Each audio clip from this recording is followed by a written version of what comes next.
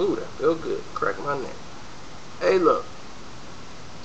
Y'all wanted me to do this video about Katt Williams talking to the Mexican guy, and he said, well, if you love California so much, how come you didn't fight for it?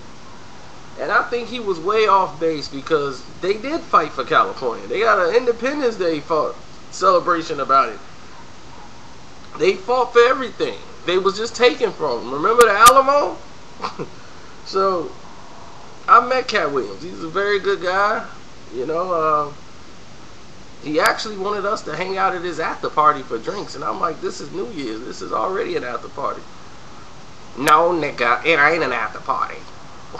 That's why I'm inviting you to the motherfucker. But Katt Williams is something else. He goes ahead and gets drunk and high and goes on the show and just go belligerent on one human being for like a whole 25 minutes till the guy eventually gets kicked out. And it's like, what's the point? What's the point in doing that? If you didn't see the show yet, you can click right here. I'm gonna put the link here so you can click and see the show. Then he said the only person he's scared of is Manny Pacquiao. I don't see why, unless you boxing. But see, all this media, they got everybody afraid of Manny. They got him like a killer. But man, all those comments about go back to Africa and all that stuff, I'm like, yeah, but I'll be like, man, I've never been. If you want us to go somewhere, you should have brought us in the first place. That's what I tell people here. Hey, if you didn't want to go, why you let me bring you? Don't bring somebody somewhere that you want them to return back.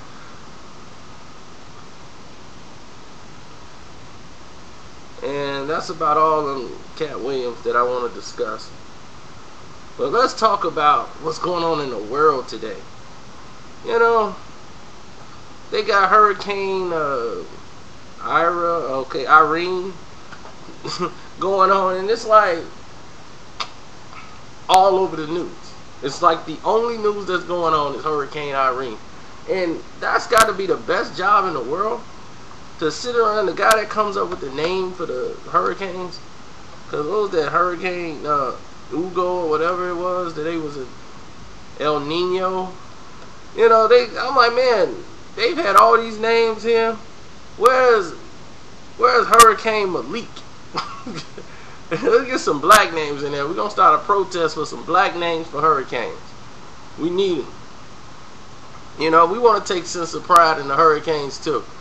Man, we can get a Malik in there, or Hurricane Muhammad. Oh, this guy, he's a former Al-Qaeda member.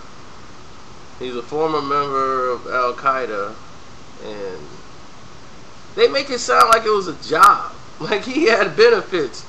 He's formerly, you know, from Al-Qaeda, but now he's with the Taliban. And then since they were all one branch, he had to force and be moved. I mean, they don't make it sound like it's a terrorist organization. They make it sound like it's a company, like Enron or something.